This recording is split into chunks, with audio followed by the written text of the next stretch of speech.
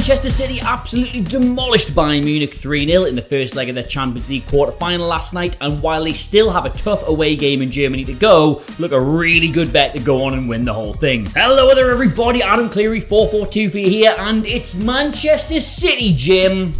Just not as we know it. Right, we've got a lot to get through with this one because it did actually feel like quite a significant night in European football. Pep Guardiola has been slowly evolving this Manchester City side into something that's meaner and angrier and nastier and hornier, and last night he threw the switch on Bayern Munich and just it's alive! But how have they evolved, I hear you ask? Well, here is an incredibly boring, dry stat for you which will underwhelm you at first, but just take a second to sit with it and remember it's Pep's Manchester City. They won 3-0 at home and had less possession than the opposition.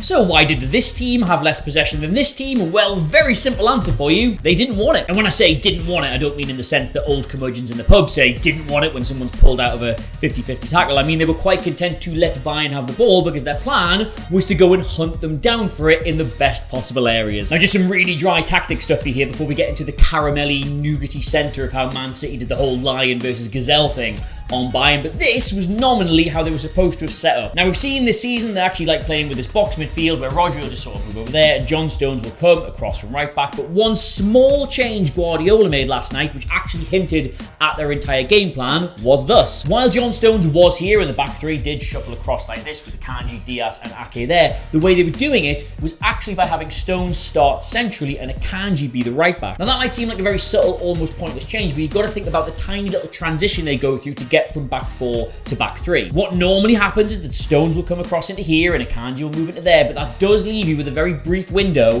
where this area of the pitch is kind of left a bit exposed. Meaning that if City lose the ball while this is going on, they can be got at in this area of the field, which has the knock-on effect of meaning whoever's playing on the right-hand side of the attack has to be mindful of that and can't overly commit going the other way. And that's why that's such a clever change, because when you actually swap those two players around, it means that Stones just trots in from the centre and it's actually down to the other central player to move across, meaning this area is never exposed. And the one area of the pitch Manchester City wanted to target last night was right here. Alphonso Davies is one of the most attacking fullbacks in the world, and they wanted Silva to know that he was free to get into any space he might leave if he pushes up to support Mane. And then likewise, if that meant Bayern decided to have Davies look after Silva, it took away one of their best attacking options. Now, we will come back to this specific. Bernardo Silva is amazing and they gave him the keys to the kingdom stuff last night specifically, but let's just look at how City were as a team absolutely rampant. So the headline to all of this is that Manchester City have spent this season moving away from having that controlled possession style of play. What they want to do now is to force you back into areas of the pitch where you don't really want to be passing the ball around and then dive on you like a pack of jackals and release Haaland with a really good first time chance. But what makes their press different to say how Liverpool were doing it a couple of years ago, how Newcastle are doing it this year, is the role Erling Haaland plays in this. City will try to go as aggressively man for man as they can in this area to try and force either an error or a mistake or just something to happen under pressure,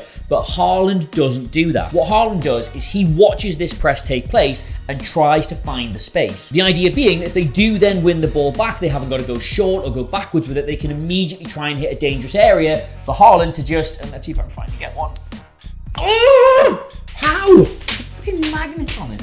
An example here from the opening couple of minutes, City have pushed right the way up to try and pressure Bayern. They've broken through the first line, but the ball runs loose after that. It breaks loose, they win it back, they get it to De Bruyne, and instead of him cutting back in field and trying to move the play onto the other side of the pitch, he immediately looks for Haaland, who's making a run off the defender. Again here, they've used 6 players to pen Bayern into their left back area. They successfully turn the ball over, and instead of just recycling the play, their first thought is instinctively to try and get an opportunity for Haaland. Now, as you've no doubt guessed, Manchester City have had to develop this new style of play because they've got Haaland now. When you've got a player who's capable of getting so many goals, it makes sense to try and play a system that suits him. The thing is, paradoxically, Erling Haaland is not what made this system too much for Bayern to handle. Erling Haaland is not what won Manchester City this game. What made it work and what got them 3 goals was this man, Bernardo Silva. A man who idiots will tell you was just the other guy in great City teams. He might now well be the most important player in this new system. And I mean, he certainly was last night, so let me just show you the data real quick. Now, despite this new system, Manchester City still like to be flexible, they still like to rotate, they still like to poke and prod and find all these gaps. So if I just show you the heat maps for all 4 of these attacking players, you'll understand how tactically crucial Silva was. So this really quickly is Jack Grealish. Yes, he's mostly on the left, but he comes into the centre a lot, he tracks back, he moves all over the place, he tries to find space wherever he can. This is Gundogan, he gets all over the place, he's left, he's right, he's forward, he's back, he's central. You've seen that kind of thing before. This is De Bruyne, who, despite what you might expect, actually likes to get out to both of the flanks. He roams from his position all the time. And this is Bernardo Silva. Have you ever seen a player in a game at this level do so much of their work in the opposition's penalty area? And the thing is, these contributions aren't just little passes here and there. I'm going to overlay the number of tackles he made across the game. That's the reason he's so key to this system, because he's so aggressive when the ball is in these areas, and he's so good as well at winning it back. And just really quickly, he is responsible for all 3 of those goals, either directly or indirectly. Even the first one, which is just a 30-yard screamer from Rodri, it comes about because Silva is occupying this area of the pitch. They are not comfortable letting him be 1v1, so the central midfielder comes over to cover, leaving that area free. Now, yes, okay, if you're Thomas Tuchel and somebody taps you on the shoulder and says, are you absolutely sure you want him to move over into that area because it might leave Rodri free to get a 30-yarder on his weaker foot away, you'd probably say, yeah, that's fine. Silva's the danger. I'm okay with that. But that's the thing, isn't it, my friends? Sometimes football's just gonna happen, and in that exact situation, football just happens because they're worried about Silva. The second goal, which obviously he scores, comes about because they've identified that space behind Davies, and at the point of the turnover, there's only a few yards between them, and you would argue Davies is much a quicker player, and yet by the time that ball comes into the box, he has left him for dust. And the third goal, which is just an incredible cross, an incredible header, an incredible finish, comes about because, you guessed it, Silva's got the ball in that area of the pitch, and they are terrified of him, giving away a corner. Now, okay, yes, it is only the first leg, and it is only the quarterfinal, and I'm sure Bayern will give him a hell of a game in the return fixture, but this looked to me